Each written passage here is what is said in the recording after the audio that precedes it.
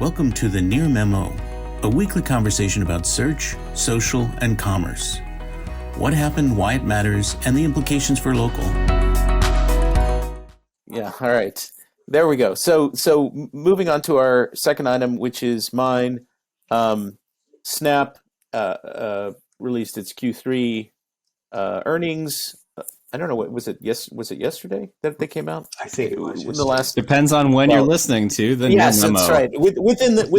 Within the past recent period, ambiguously stated, Snap came out and said, its guidance was lower than expected, and it also sort of blamed Apple for the miss in the app tracking transparency. Its opt-in privacy rules impacted Snap more than expected, even though Snap CEO has been supportive generally of the rules, unlike in Facebook's case.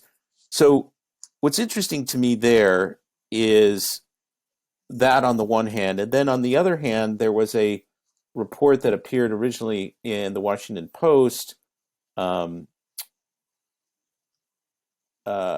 September, where a company called, I'm looking for the name of the company, a company called Lockdown, which is a privacy software company, did an investigation of a number of games, mobile games, on the iPhone, where people had not opted in to be tracked, and they found that fingerprinting was still going on. People were still collecting tons of data, and that data was being transmitted. And so the sort of high level message is that companies are ignoring consumer wishes that are being communicated through this opt-in process, and almost nothing conceivably has changed there. And TechDirt called it privacy theater, implying that it was a sort of more style than substance. But that seems to be contradicted by Snap's earnings, and I mean, Facebook will also give us an indication of how real this is. So I find that kind of juxtaposition interesting. If there's a fingerprinting going on where lots of data are being taken from a lot of sources, and still sort of circulated in this ecosystem, then why is it that Snap is suffering, and blaming Apple? And does this then portend, this is part of the larger measurement sort of conundrum that's going on in advertising right now, is it's getting difficult with the disappearance of cookies and with mobile privacy to kind of track people, and how is that going to impact ad spending in the future? There's a lot of discussion about that right now. So I just found the two things kind of interesting. Snap suffering a hit, and then a study saying, well, nothing has really changed. Yeah, I wonder how much of the Snap hit is truly due to Apple, and how much is an easy scapegoat for the Wall Street story. Would be one thing. I think that at least in the I am full disclosure, I am not an active Snapchat user, but in the sort of in the cultural arc, it feels that Snapchat, to me anyway, has been sort of one-upped by TikTok as the cool, hip, new network, and that some of the other sort of mainstays are still as powerful in terms, Twitter, I feel like, Instagram, there's still very active usage on both of those platforms. We saw a rumor, I thought, this week that PayPal was going to buy Pinterest. So there must still be a fairly active user base on Pinterest. You just don't, to me, it feels like Snap has sort of lost some of its newness, potentially partly pandemic induced, and Apple may be a convenient scapegoat. I frankly, I doubt that Facebook's earnings are going to be hit to nearly the same extent that. Yeah, I would agree with that. I would agree with that. I think that you're right, that some of it probably is Apple, and right now it's an easy thing to point to Apple and say, see, look at them, and we're not responsible. There's no structural problem here.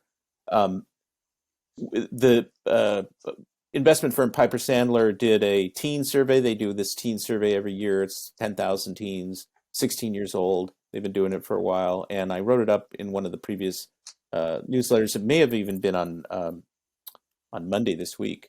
But what was interesting about it is I tend to agree with you that TikTok has sort of taken over as the cool network for people under 25 or 20, whatever.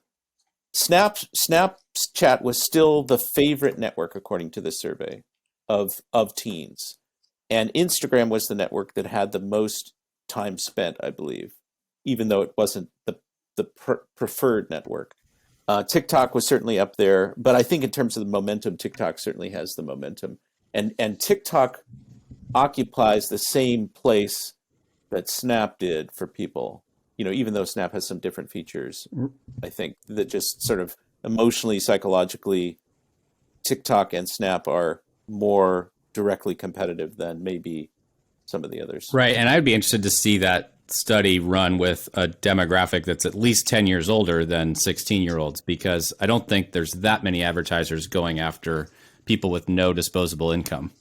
I think that the advertising world is probably more interested in the, Instagram stand-in demographic of, sort of 25 to 50 or so. Yeah, and that's why Facebook, I think, remains so successful, even though it's sort of a middle-aged audience. That's where the disposable income is. That's where the discretionary spending is. Although there were reports this week of Facebook feeling like it was an existential crisis, that they were not bringing young children and teenagers into their platform, and that they needed to develop a product to do so. There was that report. So they clearly see this audience as the future audience. And they, Snapchat and TikTok audiences mature.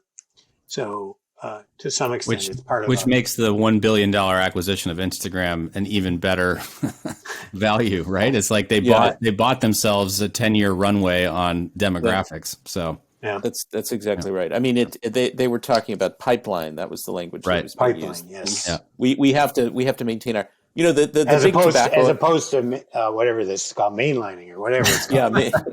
the big tobacco analogy, it gets more and more accurate. It seems every day. We've got to get our kids hooked on us.